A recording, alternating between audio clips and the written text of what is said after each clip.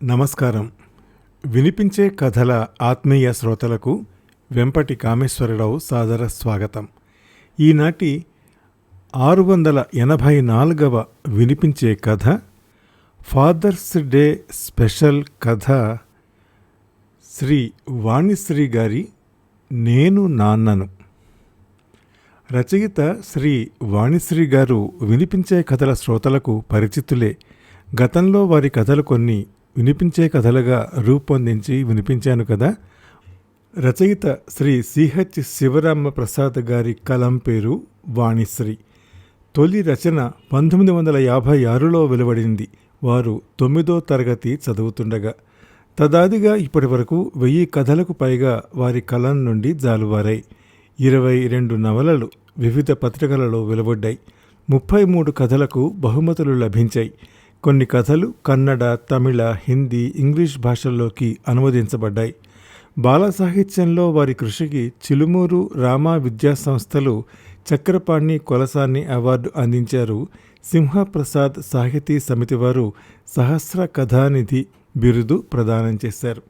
వారి ఈనాటి కథ నేను నాన్నను. నేను వినిపించే తీరు మీకు నచ్చితే లైక్ చేయండి, మీ కాంటాక్ట్స్కి షేర్ చేయండి, మీ అమూల్యమైన అభిప్రాయాన్ని కామెంట్ రూపంలో నాకు తెలియజేయండి. నా వినిపించే కథలు ఛానల్కి సబ్స్క్రైబ్ చేసి మీ ఆదరణ, అభిమానం, ప్రోత్సాహం అందిస్తూనే ఉండాలని మనవి చేస్తూ కథ వినిపిస్తున్నాను. సొంత పొలంలో పండిన కూరగాయలు బోయినపల్లి హోల్సేల్ మార్కెట్లో అమ్మి తన వ్యాన్ డ్రైవ్ చేసుకుంటూ ఊరికి బయలుదేరాడు సత్యం. తెల్లవారుజామునే బయలుదేరడంతో కొంచెం తల నొప్పిగా అనిపించింది. రోడ్డు పక్క డాబా ముందు వ్యాన్ ఆపాడు. వాష్ బేసిన్ దగ్గర ముఖం కడుక్కున్నాడు. స్ట్రాంగ్ టీ తెప్పించుకుని తాగుతుంటే రిలీఫ్గా అనిపించింది. అప్పుడు ఉదయం 9 కావస్తోంది. చలికాలం కావడంతో ఎండ వేడెక్కలేదు. మంచు తెరలు పూర్తిగా తొలగలేదు. చల్లటి గాలి వంటికి తగులుతోంది. ఇంతలో పెద్ద శబ్దం, హాహాకారాలు వినిపించడంతో ఉలిక్కిపడ్డాడు. కళ్ల ముందే ఘోరం జరిగింది. ఒక కాలేజీ బస్సు రోడ్డు పక్కనున్న చింతమానకు గుద్దుకుంది. డాబాలో ఉన్న జనమంతా పరిగెత్తుకెళ్లారు. బస్సు తలుపు తెరుచుకుని స్టూడెంట్స్ భయ విహ్వలురై దిగుతున్నారు. కొందరు భయంతో వణుకుతూ ఉంటే మరికొందరు దుఃఖిస్తున్నారు. డ్రైవర్ స్టీరింగ్ మీద వరిగిపోయి ఉన్నాడు. అతని నోటి నుంచి నెత్తురు కారుతోంది. ఇటుపక్క సీట్లో కూర్చున్న కుర్రాడు ఇరుక్కుపోయి స్పృహ తప్పి ఉన్నాడు. సత్యం తన వ్యాన్ వెనక్కి తిప్పాడు. అంబులెన్స్కి ఫోన్ చేయండి. ఎవరో అరుస్తున్నారు. అక్కడంతా గందరగోళంగా ఉంది. వాళ్ళిద్దరినీ వ్యాన్లోకి ఎక్కించండి, నేను హాస్పిటల్కి తీసుకెళ్తాను, గట్టిగా అరిచాడు సత్యం. అతని ముఖం ఎర్రబడిపోయి ఉంది. పూనకం వచ్చిన వాడిలా ఉన్నాడు. కొందరు డ్రైవర్ని, ఆ కుర్రాడిని వ్యాన్లో పడుకోబెట్టారు.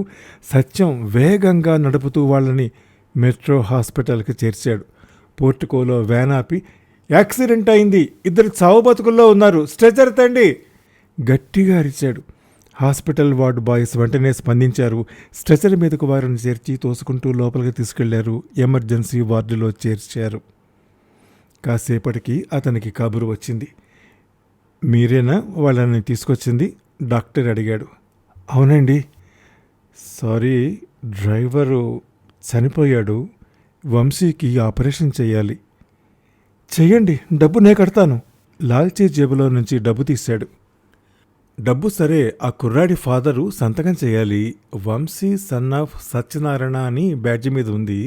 ఆయన్ని వెంటనే పిలిపించాలి. డాక్టర్ గారు, నేనే నాన్నని ఏడుపు ఆపకుంటూ అన్నాడు సత్యం. మీరేనా? కొంచెం ఆశ్చర్యపోయాడు. నేనే నాన్నని అంటూ కళ్ళు తుడుచుకున్నాడు భుజం మీద ఉన్న టవల్తో. తర్వాత సత్యం కౌంటర్లో తన దగ్గరున్న డబ్బు చెల్లించాడు. వంశీకి ఆపరేషన్ చేయడానికి సమ్మతిస్తున్నట్టు సంతకం చేశాడు. ఆపరేషన్ చేసేటప్పుడు అవసరమైతే తన రక్తం ఇచ్చాడు సత్యం. ఇంజనీరింగ్ కాలేజీ బస్సుకి యాక్సిడెంట్ జరిగిందని క్షతగాత్రుల్ని మెట్రో హాస్పిటల్లో చేర్చారని మీడియాకు తెలిసింది. టీవీ మీడియా జర్నలిస్టులు, ప్రింట్ మీడియా జర్నలిస్టులు వచ్చారు. యాక్సిడెంట్ జరిగిన ప్రైవేట్ ఇంజనీరింగ్ కాలేజీ బస్సును షూట్ చేస్తున్నారు. అందులో ప్రయాణం చేసిన స్టూడెంట్స్ని ఇంటర్వ్యూ చేస్తున్నారు. యాక్సిడెంట్ ఎట్లా జరిగిందో అడుగుతున్నారు. వాళ్ళు చెప్పింది టెలికాస్ట్ చేస్తున్నారు లైవ్ అంటూ. డాక్టర్ చెప్పింది విని వెక్కి వెక్కి ఏడుస్తున్నాడు సత్యం. కాలేజీ ప్రిన్సిపాల్, స్టూడెంట్ లీడర్, డాక్టర్లు అందరూ అతన్ని ఓదారుస్తున్నారు. టీవీ కెమెరాలు ఆ దృశ్యాన్ని షూట్ చేస్తున్నాయి. బ్రేకింగ్ న్యూస్ చూస్తున్న వాళ్ళు సత్యం మీద జాలి పడుతున్నారు. సారీ సత్యం గారు, మా ప్రయత్నం మేం చేశాం. వంశీ బ్రెయిన్ డెడ్ అయ్యాడు. వెంటిలేటర్ మీద ఉంచాం. బతికే ఆశ లేదు. హాస్పిటల్ డాక్టర్ డిక్లేర్ చేశాడు. సత్యం దుఃఖం చూస్తూ అందరి హృదయాలు కరుగుతున్నాయి. ఇంజనీరింగ్ చదువుతున్న కొడుకు మరణం తట్టుకోవటం అంత సులభం కాదు ఎవరికైనా. చదివి ఇంజనీర్ అయి తమకు సంతోషం కలిగిస్తాడని ఆశపడిన తండ్రికి శరాఘాతం తగిలింది. తట్టుకోలేకపోతున్నాడని అందరికీ జాలి కలుగుతోంది. మెట్రో హాస్పిటల్లో వంశీ బ్రెయిన్ డెడ్ అయ్యాడని అన్ని హాస్పిటల్స్కి సమాచారం అందింది. నగరంలోని 5 స్టార్ హాస్పిటల్ నుంచి మెట్రో హాస్పిటల్ చీఫ్కి ఫోన్ వచ్చింది. హలో డాక్టర్, నేను 5 స్టార్ హాస్పిటల్ నుంచి డాక్టర్ దత్తాత్రేయుణ్ణి మాట్లాడుతున్నాను. చెప్పండి డాక్టర్. మా హాస్పిటల్లో ఒక పేషెంట్కి హార్ట్ ప్రాబ్లం. ఆపరేషన్ చేసినా నో ఛాన్స్. గుండె మారిస్తే బతుకుతాడు. వంశీ హార్ట్ డొనేట్ చేస్తే ఒక ప్రాణం నిలుస్తుంది. Yes doctor.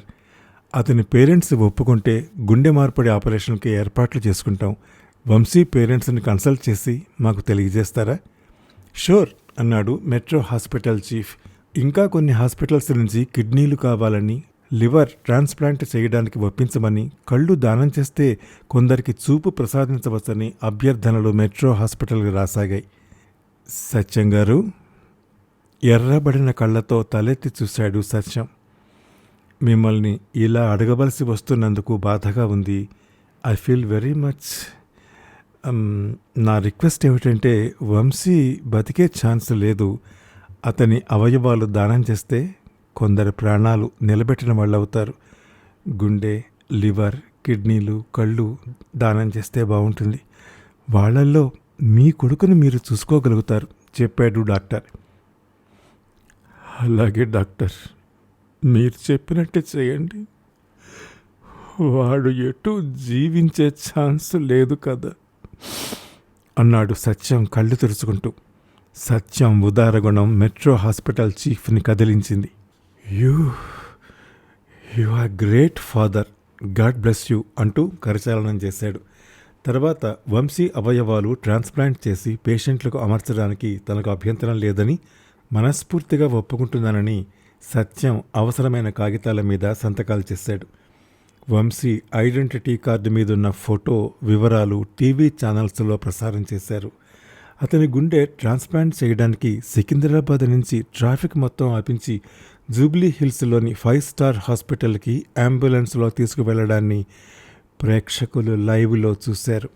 వంశీ అమరజీవి అని, అతని గుండె, కిడ్నీలు, లివర్, కళ్ళు దానం చేయటం వలన అతడి అవయవాలు దానంగా తీసుకున్న 6గురిలో అతను జీవిస్తూ ఉంటాడని ఇంజనీరింగ్ కాలేజీలో విద్యార్థులు సంతాప సభలో పొగిడారు. వంశీ తండ్రి సత్యం ఆదర్శమూర్తి అని కొనియాడారు. సత్యం ఉన్నట్టుండి తెలివితైపి పడిపోయాడు. అప్పుడు అతను మెట్రో హాస్పిటల్లోనే విజిటర్స్ రూమ్లో కూర్చుని ఉన్నాడు. వెంటనే వార్డుకు తరలించారు. కొడుకు కోసం రక్తం ఇవ్వటం, తర్వాత కొడుకు బ్రెయిన్ డెడ్ అయ్యాడని, ఇక బతికే అవకాశం లేదని డాక్టర్లు తేల్చడంలో తీవ్ర మానసిక వేదనకు గురయ్యాడని, అందుకే అస్వస్థుడయ్యాడని డాక్టర్లు ట్రీట్మెంట్ మొదలుపెట్టారు. స్పెషల్ రూమ్లో నిద్రలోకి జారిపోయాడు సత్యం. ప్రముఖ వ్యాపారవేత్త మోహన్ కుమార్ కొడుకు రాజ్కుమార్కి వంశీ గుండెను తీసి అమర్చారు.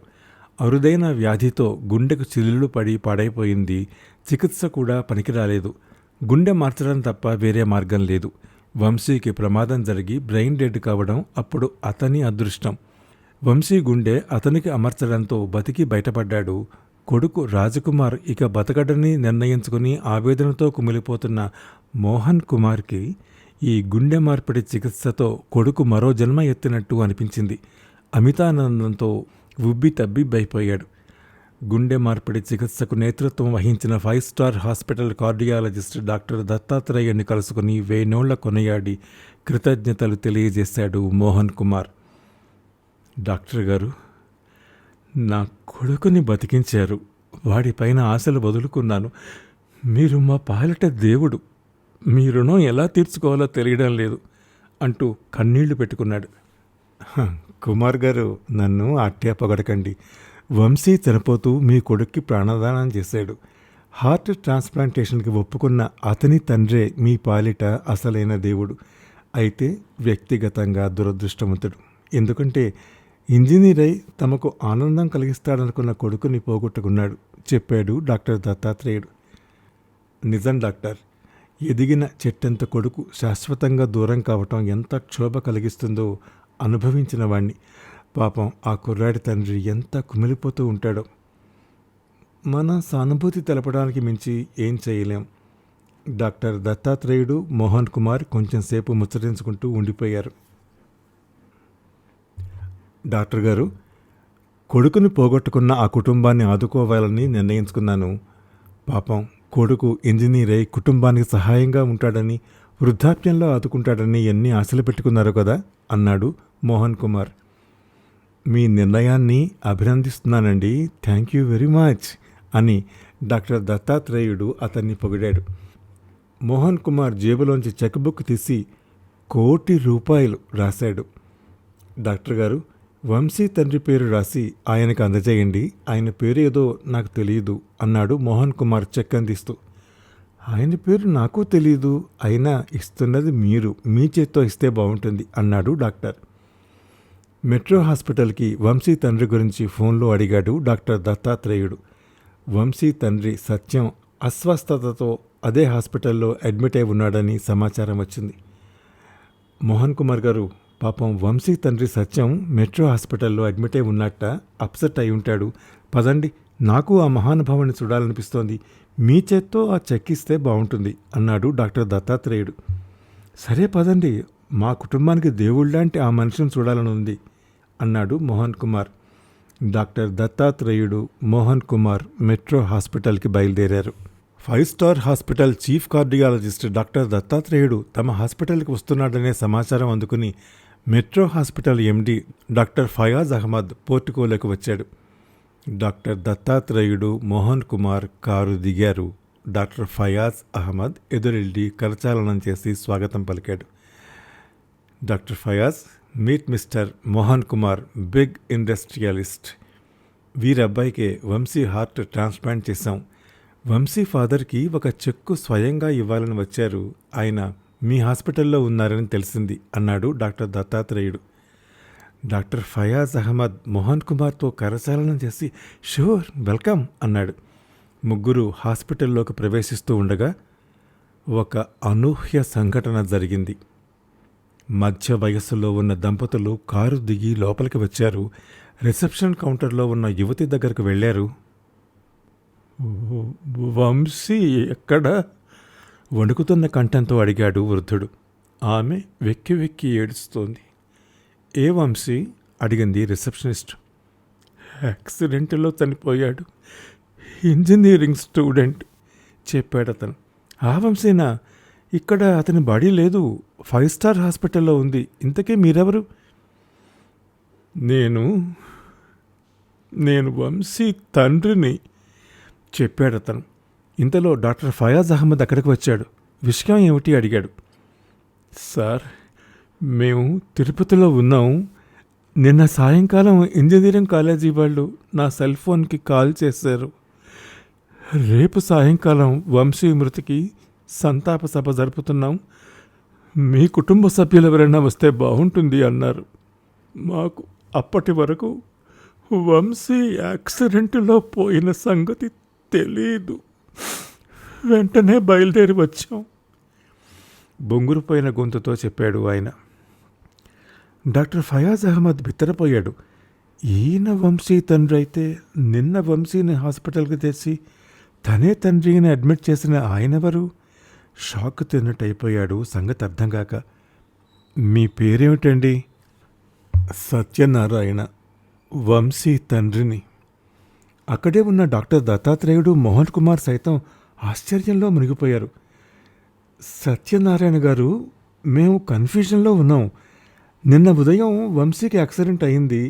సత్యం అనే ఆయన వంశీని ఇక్కడ తెచ్చి అడ్మిట్ చేశాడు. తనే వంశీ తండ్రిని అని చెప్పాడు. ఆపరేషన్కి అవసరమైతే అతను తన రక్తం కూడా ఇచ్చాడు. ఇద్దరు గ్రూపు ఒకటే కూడా. Bad luck. Vamshi brain dead అయ్యాడు. మేం బతికించలేకపోయాం. సత్యం వంశీ శరీరావయవాలు కొందరు పేషెంట్లకు ట్రాన్స్ప్లాంట్ చేయమని ఒప్పుకున్నాడు కూడా. అలా అని సంతకాలు కూడా చేశాడు. మీరేమో వంశీ తండ్రిని అంటున్నారు. అయ్యా, ఆయనెవరో నాకు తెలియదు. నేనే వంశీ తండ్రిని. ఆయన్ని నాకు చూపించండి, నిజమేమిటో తెలుస్తుంది అన్నాడు సత్యనారాయణ. ఆయన భార్య పెద్దగా రోధిస్తోంది. డాక్టర్ ఫయాజ్, ఆ సత్యం ప్రస్తుతం మీ హాస్పిటల్లోనే కదా ఉన్నాడు. ఆయన అడిగితే నిజం తెలిసిపోతుంది. వంశీకి తనే తండ్రిని అని ఎందుకు చెప్పాడో ఆయనే వివరిస్తాడు అన్నాడు డాక్టర్ దత్తాత్రేయుడు. అందరూ సత్యం ఉన్న రూమ్కి చేరుకున్నారు. సత్యం నిద్రలో ఉన్నాడు. అతనికి ఎప్పుడు మెలకువ వస్తుందా అని అందరూ ఎదురు చూస్తున్నారు. ఇంతలో సత్యం భార్య మంగతాయారుని హాస్పిటల్ స్టాఫ్ అక్కడికి తీసుకొచ్చారు. సార్, ఈమె సత్యం భార్యని అంటోంది. ఆయన్ని వెంటనే చూడాలంటే తీసుకొచ్చాం. అందరూ ఆమె వైపు చూశారు. నడి వయసులో ఉంది మంగతాయారు. ఆమె ముఖంలో ఆందోళన కనిపిస్తోంది. ఏమ్మా, మీరు సత్యం భార్య అడిగాడు డాక్టర్ ఫయాజ్ అహ్మద్. అవునండి. నిన్నంతా ఇంటికి రాలేదు. మేము చింతపల్లిలో ఉంటాం. మాకు కూరగాయల తోటలున్నాయి. కూరగాయలు మార్కెట్కి వేసి వస్తారని వెళ్ళారు, తిరిగి రాలేదు. పొద్దున్న మా ఊరి సర్పంచ్ వచ్చి చెప్పాడు ఇలా హాస్పిటల్లో ఉన్నాడని. వెంటనే వచ్చాను చెప్పింది మంగతయ్యారు. అమ్మా, మీకు వంశీ అనే కొడుకున్నాడా? లేడండి. మరేమిటి, ఈయన ప్రమాదంలో గాయపడిన వంశీని తెచ్చి నా కొడుకే అని ఇక్కడ చేర్చాడు? అయ్యా, మా అబ్బాయి మురళి కారు కింద పడి చనిపోయాడు. అప్పటి నుంచి ఈయనకి మతిస్థిమితం లేదు. ఎప్పుడూ బాగానే ఉంటాడు. ఎక్కడైనా యాక్సిడెంట్ చూస్తే మాత్రం చలించిపోతాడు. ఇక మనలో ఉండడు. తను ఏం చేస్తాడో తెలియదు. మార్కెట్కి వెళ్ళొద్దంటే కూడా వినడు. తనే వ్యాన్ నడుపుకుని వెళ్తాడు. మాకు అదే భయం. ఆఖరికి టీవీలో యాక్సిడెంట్ వార్తలు చూసినా ఏడుస్తాడు. మంగతాయారు కళ్ళు తుడుచుకుంటూ వివరించింది. సత్యం అలా అందరికీ ఎందుకు తను వంశీకి నాన్నను అని చెప్పాడో అర్థమైంది. వంశీ బ్యాడ్జి మీద తండ్రి పేరు సత్యనారాయణ అని ఉండటం యాదృచ్ఛిక సంఘటన. సారీ సత్యనారాయణ గారు, ఈయన వంశీ తండ్రి కాదు అని తెలియక ఆయన ఇచ్చిన అనుమతి పత్రంతో శరీర అవయవాలు పేషెంట్లకు అమర్చాం చెప్పాడు డాక్టర్ దత్తాత్రేయుడు. పర్వాలేదండి, ఆయన తనకు తెలియకుండా చేసిన మంచి పనే చేశాడు. సమయానికి ఆ దేవుడే నా స్థానంలో ఎంతో ఈ పని చేయించాడని తృప్తి పడతాను అన్నాడు వంశీ తండ్రి సత్యనారాయణ కళ్ళు తుడుచుకుంటూ. ఇంతలో బెడ్ మీదున్న సత్యం కళ్ళు తెరిచాడు. డాక్టర్ గారు, వంశీ ఎక్కడండి? నాకు చూపించండి, నేను చూడాలి కలవరిస్తున్నట్టు అన్నాడు సత్యం.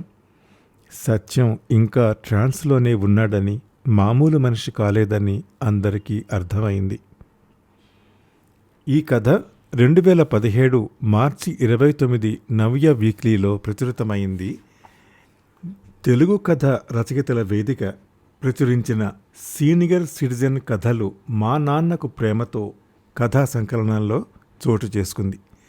ఈ కథను నేను వినిపించిన తీరు మీకు నచ్చితే లైక్ చేయండి, మీ కాంటాక్ట్స్కి షేర్ చేయండి, మీ అమూల్యమైన అభిప్రాయాన్ని కామెంట్ రూపంలో నాకు తెలియజేయండి.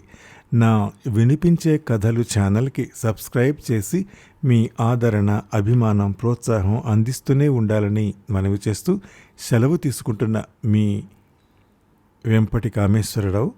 ఫాదర్స్ డే సందర్భంగా అందరు తండ్రులకి శుభాకాంక్షలు.